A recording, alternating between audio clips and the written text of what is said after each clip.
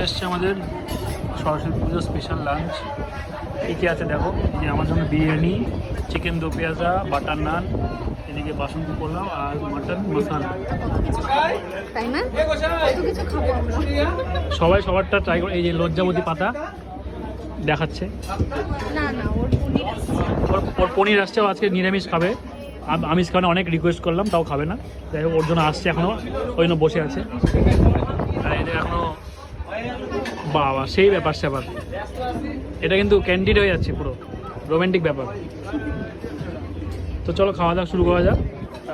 আমি আজকে আমার হাতের অবস্থা শেষ, সেই জন্য আমি আর চামচ দিয়ে খাবো।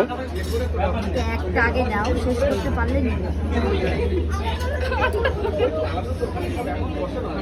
চিকেন নাও। প্রিয়া তুই অপেক্ষা কর, তো পনির আসছে, ঠিক আছে? আমরা তো তখন খাই।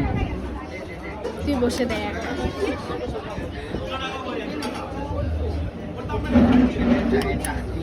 দেখো খেয়ে কেমন।